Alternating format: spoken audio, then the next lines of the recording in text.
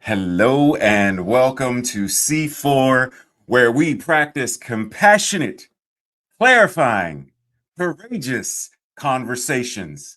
I am Raymont Anderson, And I am James Stallcup, and and we we are are your your hosts. hosts.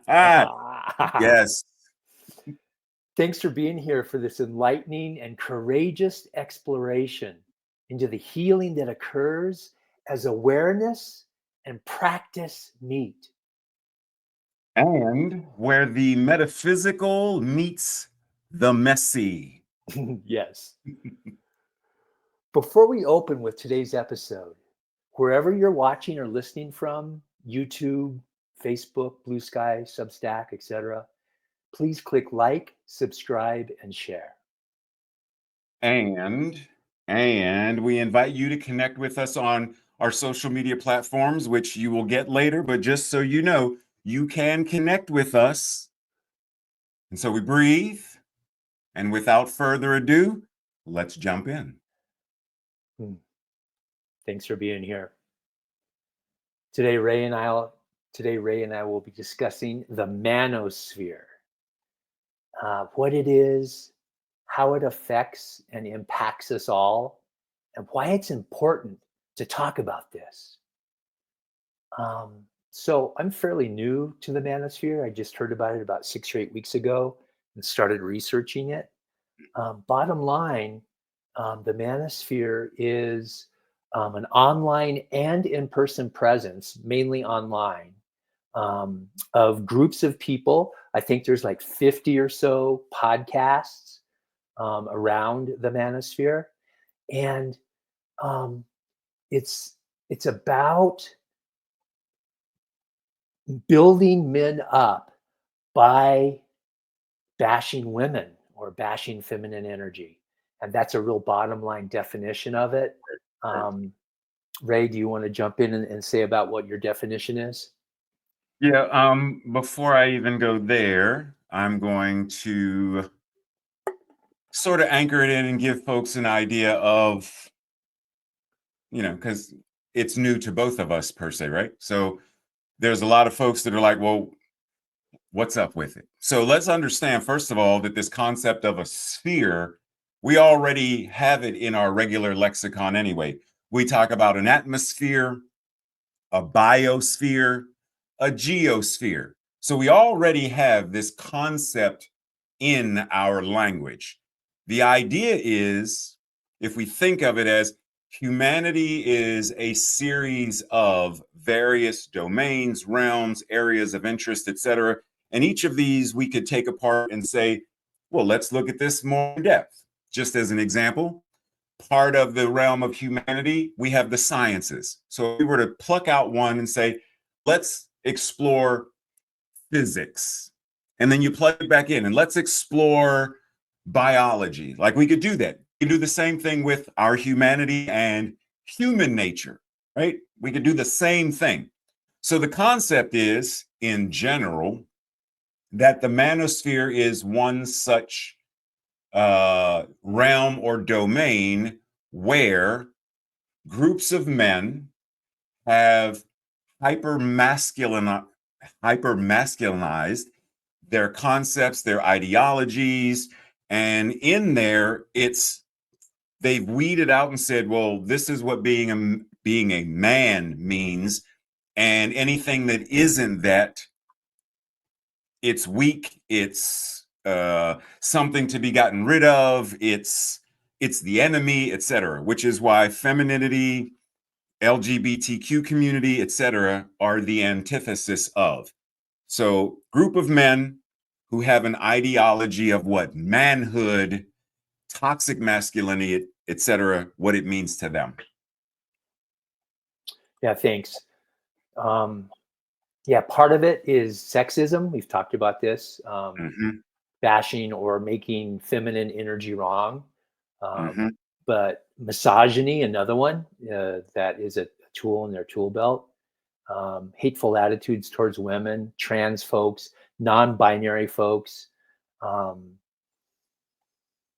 Put simply, it's gender discrimination harassment and violence. And it's about human right violations. Hmm. Very much so. Very much so. And, if someone were to go look it up, they very easily may find the definitions such as the term manosphere refers to a network of online communities, websites, blogs, various online forums, etc., that are keywords supposedly focused on men's issues and masculinity and relationships.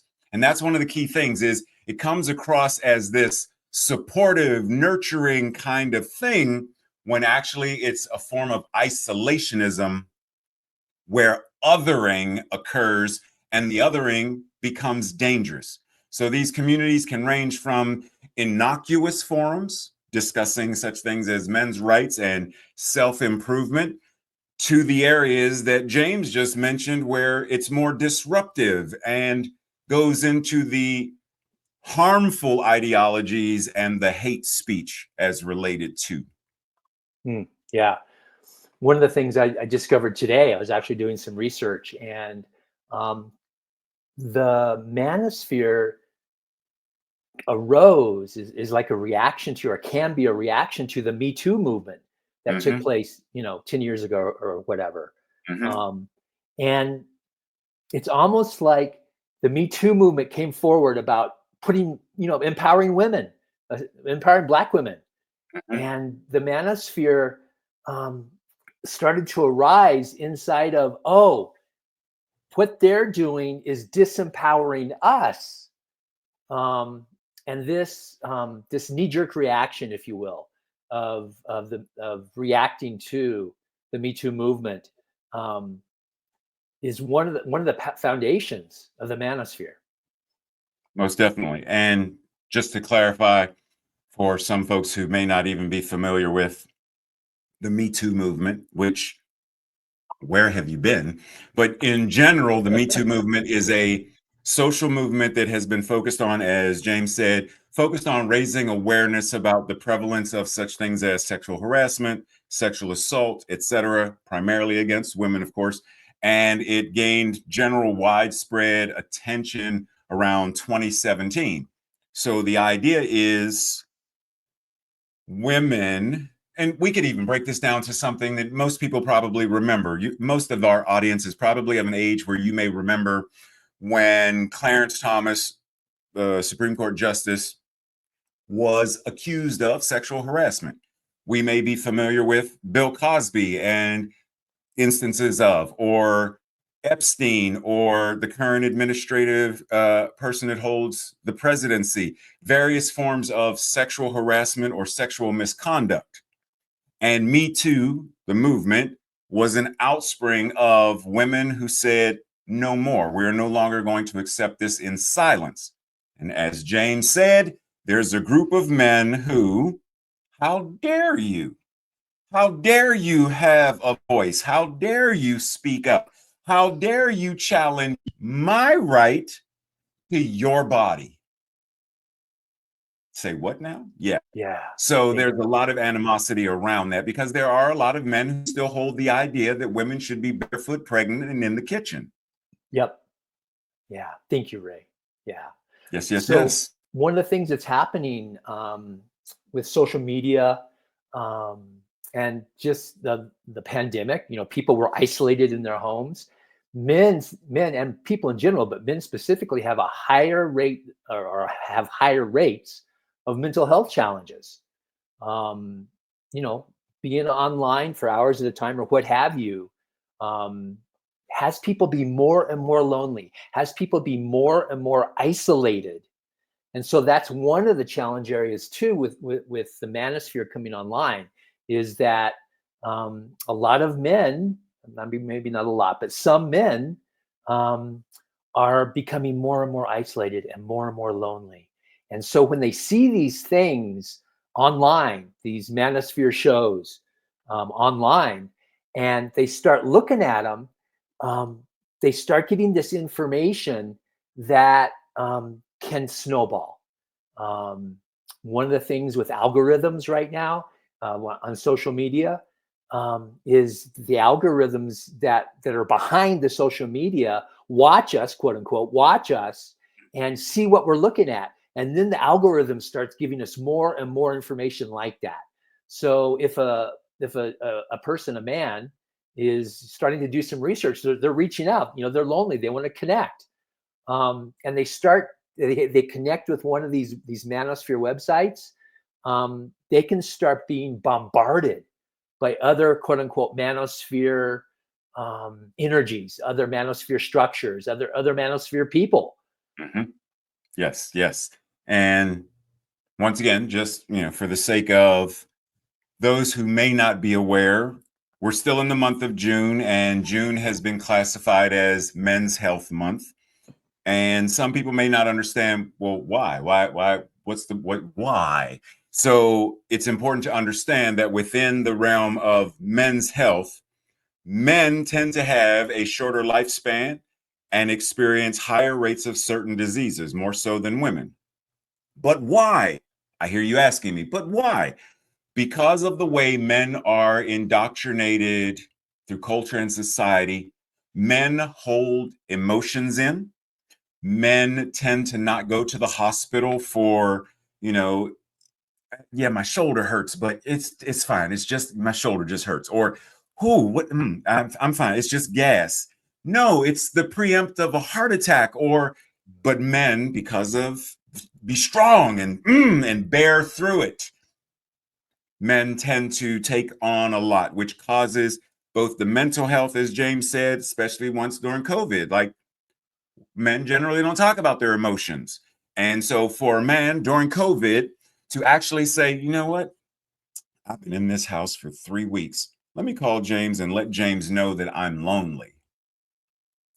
That doesn't happen. So again, it is important to be mindful that when in a state of weakness, confusion, isolation, men get on the interwebs, start typing things in. And as James said, the algorithms, several weeks ago, I was researching something regarding fascism and Hitler. And for the next several days after my research was done, I'm still getting links to, and this, did you know that? I'm like, did you know there was because that's what the algorithm does, which is one reason why it's so insidious. Because if a man says, where can a man who's lonely, blah, blah, blah, boom, here's some website links. They may not know the insidious nature of, but once they join, because it's important to go. No one joins a cult. Breathe that in. No one joins a cult. People join a group and then they're indoctrinated, and then it's, and you want me to drink okay. So men join this group of other men, and not knowing what it is, by the time they get down through the rabbit hole, they've already been indoctrinated and radicalized to hate and hurt and harm and mistreat, etc. That's one of the reasons why it's so insidious, as James said. The algorithm, it'll trick you. Yeah, and another piece of this is dopamine addiction. There's been many scientific studies that share that have investigated just the process of social media. When you're swiping on your phone, there is a dopamine hit that comes in, and I'll just speak for myself. I have a dopamine addiction, and I have to take social media fasts about every 2 to 3 weeks. I'll notice it, like my behavior changes as I'm swiping. Like, I'll be swiping, and then like 15 minutes, 20 minutes later, I'll kind of wake up. It's like, oh man, I wasn't even present. I wasn't even with what was going on. I was just in this dopamine addiction cycle. So what I do is I do a social media fast. I just take it off my phone. I don't ever use social media on my computer, but I take all social media off my phone. And for like a 2-week period, that's kind of the magic number for me, is like after 2 weeks, I can go back and start using social media again and not have that addiction. But then, 2 months, 3 months later, the addiction comes back. So boom, I'll get the hit, I'll get the intuition. It's like, oh, it's time for a social media fast. So that's Right. one way that I personally manage the dopamine addiction challenges that I'm speaking for the planet here, a lot of people have these dopamine challenges. And so when you combine the dopamine addiction with the algorithms that are feeding people, the same sort of information or whatever you're researching, like Ray talked about, you combine the dopamine and the algorithms, and you combine the information that the Manosphere sites have on there, it can be an insidious, I don't want to say trap. It can be an insidious challenge. The funny thing is, it's not funny like ha. Interesting thing is regarding dopamine. Several studies have been made, and this goes back as far as video games, because that's another realm that men tend to dominate in terms of video games and being lost in this imaginary world where they can be, the hero with the gun and the hyper masculine in this realm. But I digress. Several studies have been done where they said video games, and now in our era, smartphones, social media, it lights up the same area of the brain that sugar does. Oh. And sugar lights up the same area of the brain that cocaine does. Yeah. So dopamine lights up, cocaine lights up, sugar, social media, it's triggering that same area of the brain. To James's point, if I don't know that I even have an addiction to doom scrolling, because it even has a name, just sitting there scrolling, not specifically looking for anything, just scrolling, letting my life go by, just scrolling. Oh, I like that. And the algorithm, quote unquote, the drug dealer of social media says, oh, that's what they like. Let me give them a little bit more. And so it gives us more of the drugs of choice, which if I say I go online and I'm like, okay, men falsely accused of Me Too, the algorithm's going to say, oh, here's some other things. And here's, and once again, it takes me down the rabbit hole of radicalization where the concept is men are so poorly treated and women do this. And did you know that this woman took her husband to court and XYZ, and oh, how unfair it is. And if I'm already caught in the spiral and the addiction of whatever, woe is me, that's not fair, whatever it is, then I, without even knowing the full story, am automatically going to jump on the bandwagon of, yeah, that's not fair. Men, we should take the world back. We should make these women understand. And then it spirals even more, and then it becomes as hate groups, which they don't use those words, but that's technically what it becomes.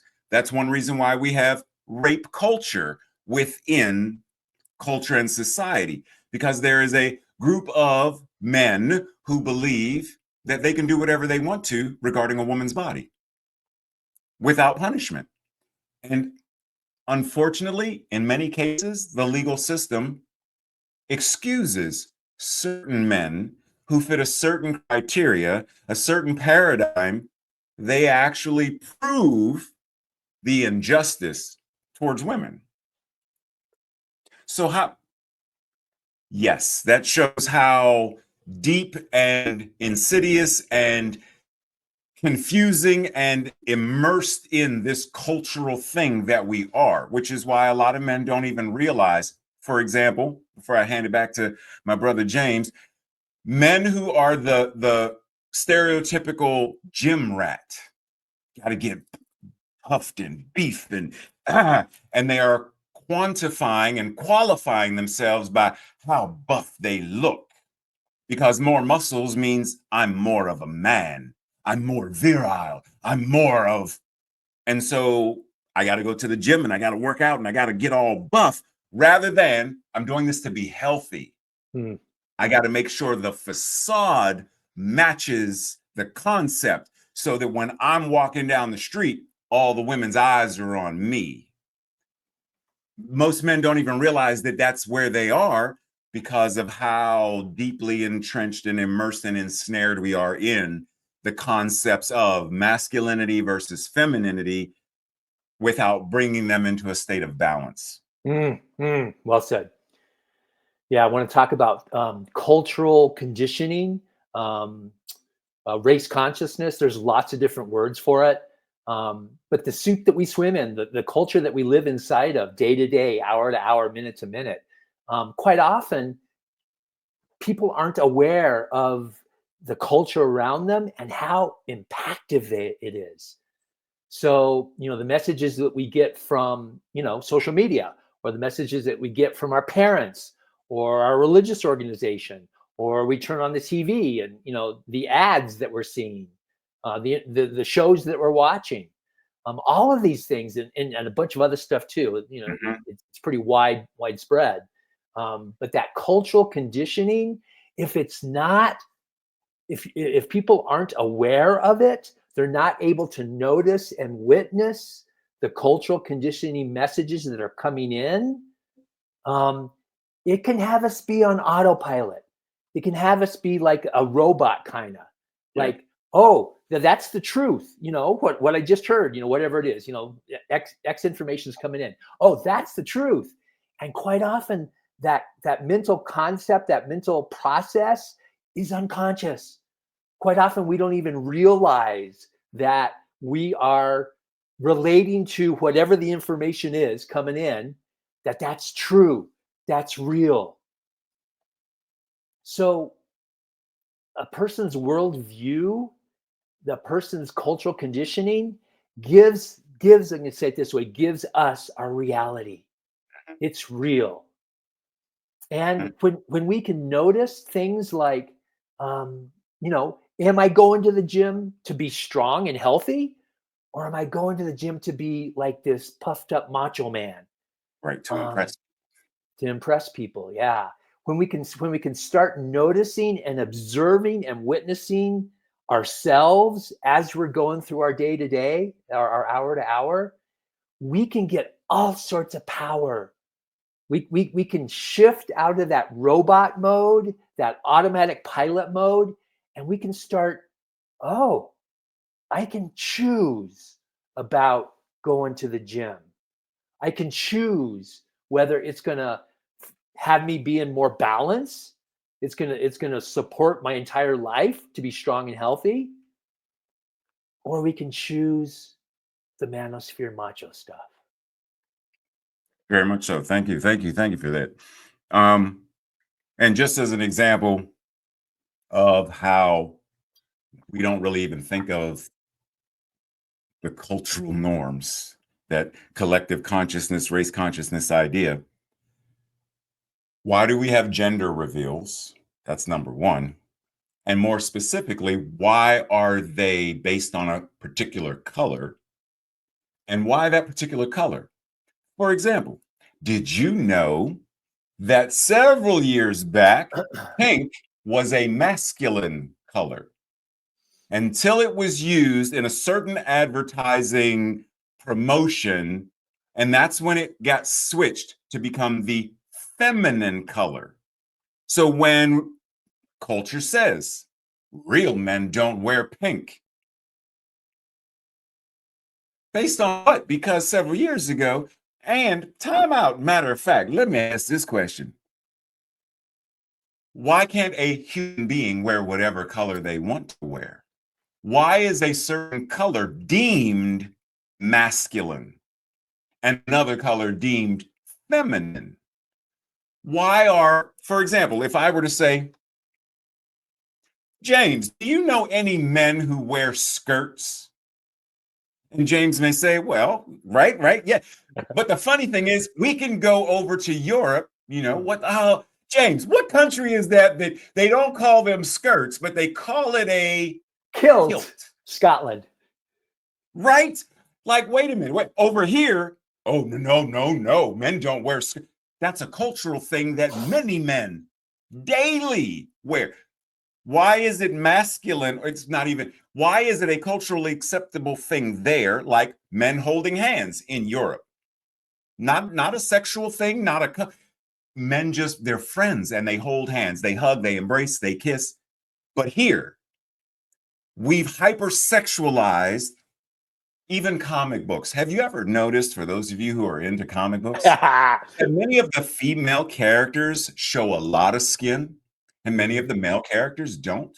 Mm. Have you ever noticed, for example, Superman, fully clothed, cape. Supergirl, why is it girl? But Supergirl, not Superwoman, Supergirl has a really high skirt and really pronounced breast. Why? Wonder Woman, cleavage, bathing suit. Why? Why? Because of the hypersexualized nature of, as James said, our culture. It is so proliferated throughout so many things where these cultural norms show up and we deem them, oh, that's just the way things are, rather than checking in and saying, but is it healthy? Is it how I want things to be? Am I willing to change them so that they're better?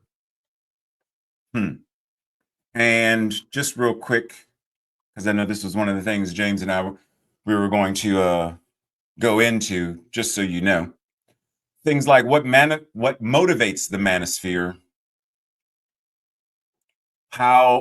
which we sort of touched on, how do they get recruited and radicalized? How does one escape the manosphere? Mm. And how does one get free from the misogyny? Mm. Mm. Mm. Yeah. Like, those are just some of the topics that, are mindful to be aware of. Yeah. So I guess the next place I want to go, Ray, is what motivates the manosphere. Um, so there's been a lot of gains with gender equality and LGBTQ plus as of late. Um, Currently, within the last 4 months or so, trans rights and other things have been starting to go the other way. But there's been a general trend before the last 4 or 5 months Mhm. of more and more people just honoring gender equality. There's a spectrum. It's not just feminine and masculine. There's a Right, right. spectrum inside of each person. This is from my opinion. There's a spectrum of gender expression inside of each person.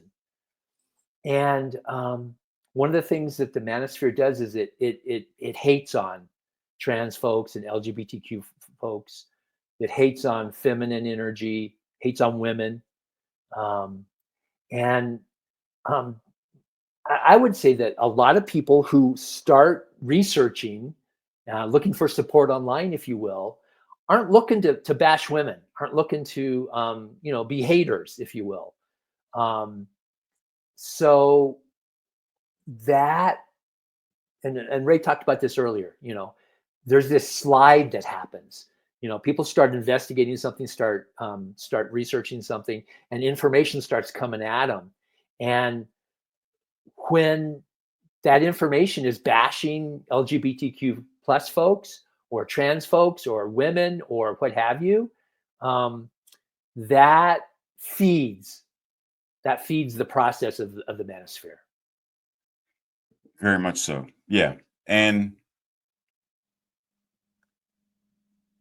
as a Black gay man, I have had many conversations with folks who will say, okay, go many years back when people assume, because it's interesting that when people talk about privilege, they don't realize that, as you mentioned about gender, there is a huge spectrum of, because I have what is referred to as straight privilege.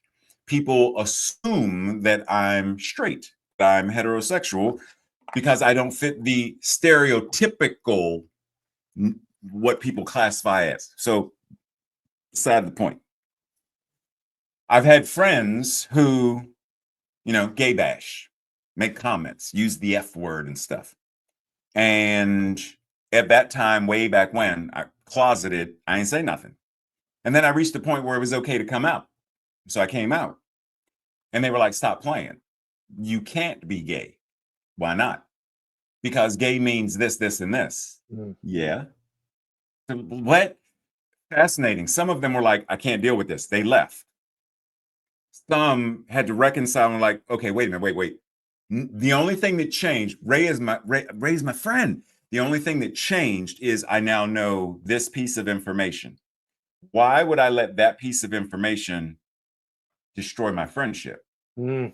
Where does what's rooted in this? And even when people make it biblical, the vast majority of people who do so have no context, no theological true basing around what the few passages in the Bible that allude to sexuality in such a way, they have no reference point. Mm. So, to James's point, if I already feel whatever it is I feel, and I go to a church and the minister goes on an anti-trans tirade, I don't even know anything about, I don't know any trans people that I know. I don't, but there's something in that now I like that because I have anger that I don't know what to do with. And you're giving me a target for my anger now. Mm. So here, now I'm angry at the transgenders because they want to be in the sports and they want to use the bathrooms and the what? First of all, what does that have to do with anything? Fifth of all, why are you angry about what restaurant drag queens? It has nothing to do with, but because once again, as James said, this how they are radicalized and how they're motivated to be a part of this gang, to be a part of this cult, there has to be an enemy. Mm. Right? Like the Klan has to have an enemy. Mm. The neo-Nazi has to have an enemy. The whoever it is, the United States has to have an enemy. Immigrants, the gays, there has to be an enemy versus let me really sit down and ask, why am I so motivated to draw space between rather than bridges between? Why am I Mm. building walls Mm. versus bridges? Mm. What's going on with me that I would rather, even if it's just talk about hurting and harming another person? That's indicating something in me that is in need of serious, whether it's counseling, therapy, solitude, something, because if this person has done nothing to me, why do I want them I've heard many in my years, gay people should be stoned to death. Even right now in various nations in Africa, if you come out as gay and they find out, you could be macheted to death or stoned or pushed off buildings and all manner of things. Why? And don't say that it's because of the theology. It's not. Mm. It's when the manosphere, wherever in the world it is, meets theology and they cherry pick and marry the two together. Mm. That's when the theology. So if it's Christianity and it's used in that way, then it's the manospheric Christianity. Mm. If it's Islam, it's the manospheric Islam, Mm. right? It's when they come together and they merge that then because without this, the theology is simply the theology. Jesus never, Boom. or the Christians, never preached. And even if you look at the Old Testament, and this is my invitation to those who believe that Leviticus and all of these other passages are anti-gay, etc., they're not. Actually go look at the Greek translations and the Aramaic Hebrew translations, and you will get a clearer understanding of what these words are synequite, just as an example, what it actually means. Because when Sodom and Gomorrah was destroyed, and it was supposedly because of, go look up the root words or the words that we assume to be. And one of them is arsenokoite, arsenokoites. Look it up. I invite you, because it has nothing to do with being gay. Just Mm, FYI. mm. So the motivation, simply looking at what motivates us to do anything. As James said, what motivates me to go to the gym? Health and well-being, because I want to be strong and flexible, or because I want to puff up my chest and be impressive to the ladies? What is my motivation? Boom. So you dove into like 3 or 4 different podcasts in that monologue. And I just want to plant a seed that one possible monologue in the future might be taking a look at the Aramaic that Mary Magdalene and Jesus spoke, and the community around them spoke, and look at the Aramaic to English translations. Um, it's just from my perspective, really quick. It's totally different than like the King James Version Bible. So there's several people, but one in particular person who Neil Douglas Klotz. He translates the Aramaic into English, and it is poetry, and it is gorgeous, and it is not what the King James Version says. So just plant a seed about possible podcasts for the future. I did want to say one other thing. Let me see if I can get it.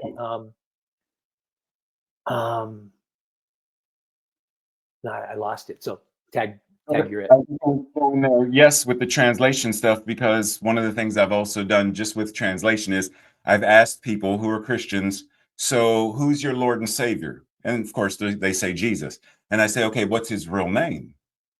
And they're like, Jesus. I'm like, no, Jesus is a translation of his name. In the same way that if I go to Japan, what is my name? Well, my name is Raymont, but the translation of my name is Remonto. So if you say, James, I would like to introduce you to, and we're doing this here in the United States, I would like to introduce you to my friend Remonto. That's not my name. James isn't Japanese. So why are you giving him my Japanese name when my real name is Raymont? Why do we call Jesus Jesus when his real name, if he had a birth certificate, it wouldn't be that. It would either be some version of Yeshua, Yeshua. It would be some version of, and it depends on what scholar you ask. Yeah. Clearly, if a name changes, then deeper concepts such as sin, masculinity, femininity, homosexuality, etc. There are so many nuances in language that when someone in the Manosphere claims to be Christian and use the language of Christianity to slam and hurt and harm even women, anti-abortion, anything regarding women's bodily autonomy, regarding transgender healthcare, and etc. All of these things, drag, all of these things trace to someone's false pseudo-Christian ideologies, rather than examine, explore, and extrapolate further, because they don't know what their motivation truly is. They are easily swayed and then recruited into the club of, like, what was it called for the Little Rascals? The He-Man something, the He-Man Girl Haters Club or something like that for the Little Rascals way back when. Did I just tell everybody how old I was? Yeah. How old are you? It's the idea. You are easily swayed into this idea that excludes rather than includes. Yes. Yes. Mm, mm. Yeah. So jumping back to the manosphere, I want to riff on what you just said just a bit. Exclusion versus inclusion. Um, from what I've researched about it, the manosphere is about exclusion in all domains. It's about judging and making wrong. One of the things that human beings do at a real basic level is that we make ourselves right and we make other things or other people wrong. And when we do that, we're in lockstep. It's a pure egoic expression. It's an automatic machine or an automatic tape, an automatic loop that we all have inside of our head that I call it the make wrong machine. So if we're making somebody else wrong and making ourselves right, that's exclusion. Mhm. And as people go through this process, I'm gonna go here for just a minute. As people go through this process of waking up, as people go through this process of being able to witness and notice the mental processes that are going on, witness and notice the behaviors that are going on, we can shift. There's a literal shift that happens when people go from exclusion to inclusion. Mhm. Part of it is we shift from an I point of view to a we point of Mhm. view, to a community point of view. And that's part of the waking up process. That's part of the being responsible process of the manosphere when people are entrenched in it is that one, they have to have willingness to wake up. They have to have willingness to shift. They have to be able to observe and notice what's going on with themselves so they can have that desire, that willingness to shift from exclusion to inclusion. Mm, Yeah, I often refer to the idea of the both and thank you. rather than the either or either or. How do I operate with a both and? Mm, So, in the grand scheme of things, logically, just speaking the numbers, if we were to say, how many transgender, and isn't it interesting that it's transgender women mm, that the animus comes at, right? Like, mm. how many transgender women are actually in sports? That's one, because the number is in the grand scope of the total number of women's sports, the number of transgender women in sports is so small that it begs the question, why are you so mad about that? Is there not room for both and? And if you're really going to go there, then because what you're claiming is there's an advantage. You're claiming these are men in women's sports. That's the claim. Then that means these are women boxers who are boxing men. These are women MMA fighters fighting men. If there's an advantage, wouldn't that be the men? Wouldn't you say, well, these women shouldn't be in the ring with these men?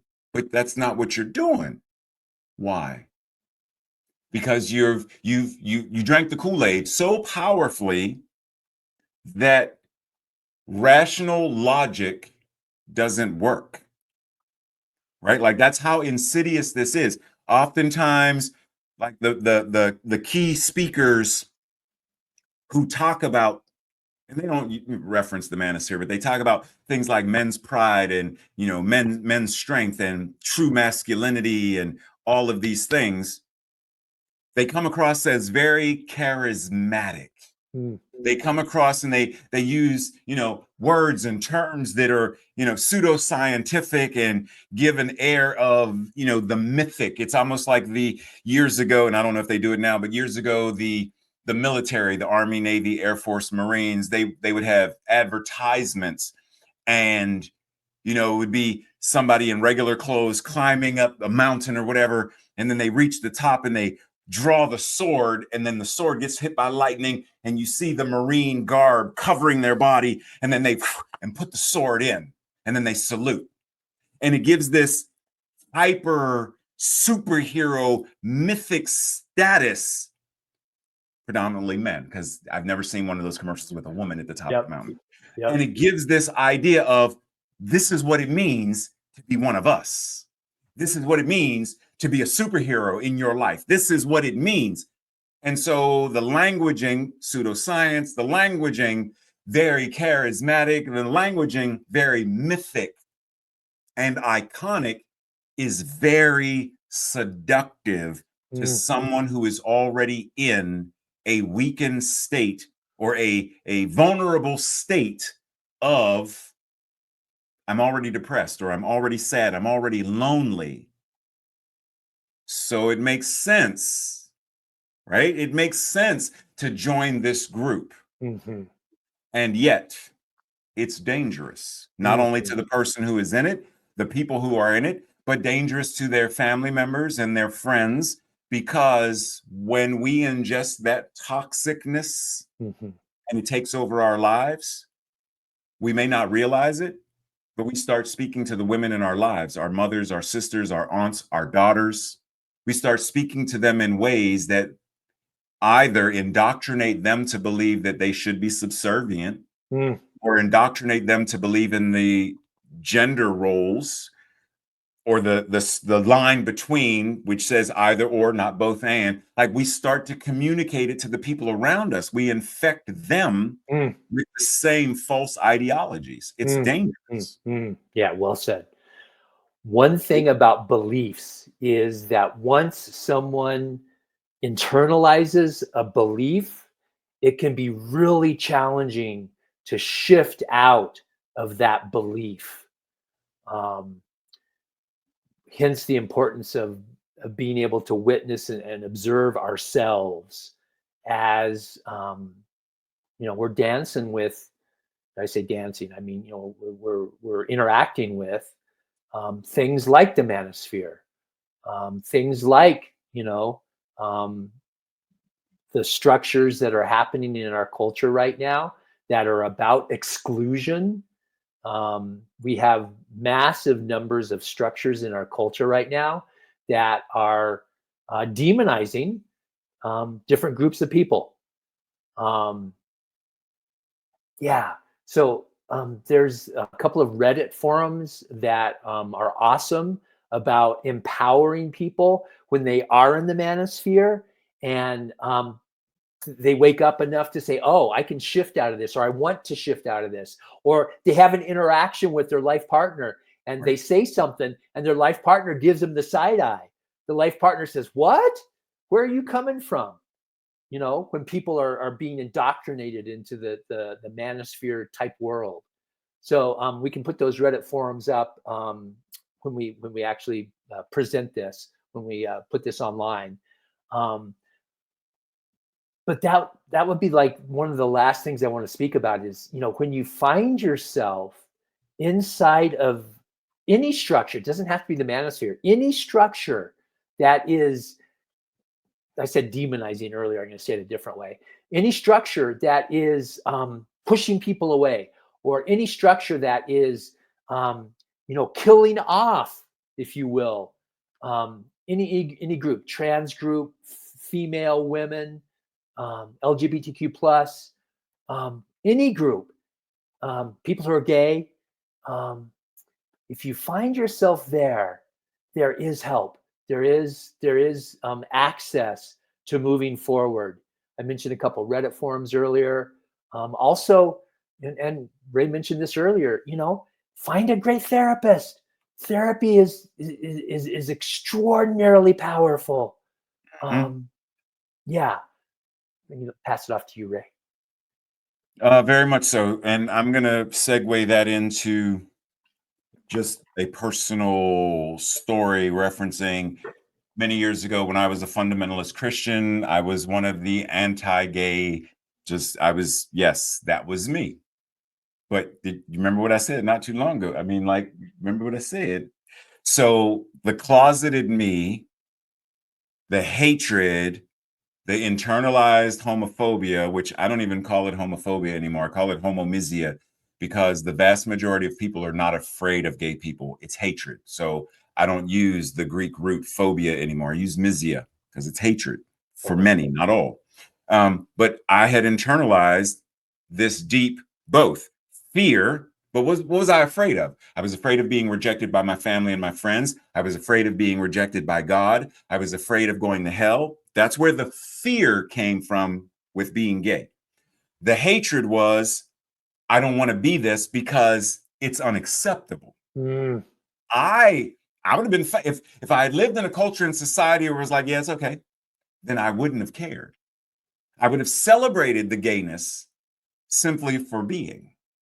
But I hated that aspect of me because of what I had been taught regarding it. It's wrong, it's bad, it's dirty, it's filthy, it's anti-godly, etc. Now, fast forward several years, and I'm in college to become an art teacher, and I'm at a predominantly women's Catholic institution, Carlow College, now Carlow University. And because it's a Catholic institution, you have to take at least one, it's mandatory, one women's studies course, mandatory, and one theology course, mandatory. So I take Introduction to the Old Testament, and it's taught by a nun. So I'm thinking, Lord have mercy. And she's at least 412 years old when at least. And she says, raise your hand if you believe that the Bible is the inerrant word of God, that every word literally came from God's mouth and finger. And everybody's raising their hand, and I'm like, And she points at me and she says, this young man is the only one in this room that has any common sense.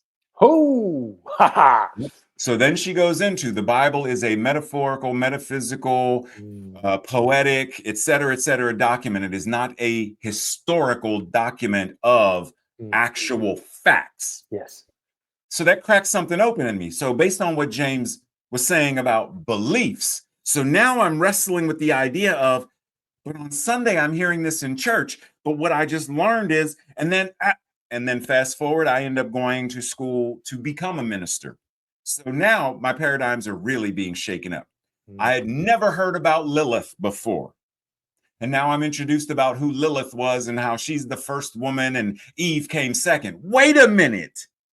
And I was taught that by a rabbi who said, yeah, there's a lot of stuff you Christians have changed about the original Judaic text. Well, I'm like, wait a minute. If we're basing Christianity on, then why are we? Once again, my belief system is all kind of messed up. So fast forward, and I'm now wrestling with all kinds of things. And I reach a point where I said, being gay is not wrong. And that led to a whole different series of and processes of therapy and theology and all kinds of things to reconcile and come to a place where not only do I accept myself, not only now do I like myself, but I love myself and I can celebrate myself. But in order for me to get there, it meant that a whole series of things that I believed to my bones had to be released. Yes. Or had to be transformed into new beliefs about it. Do I still believe in God? Yes, but not the way it was taught to me then. Do I still believe in sin? Yes, but not the way it was taught to me then. I have a very different paradigm and consciousness around it.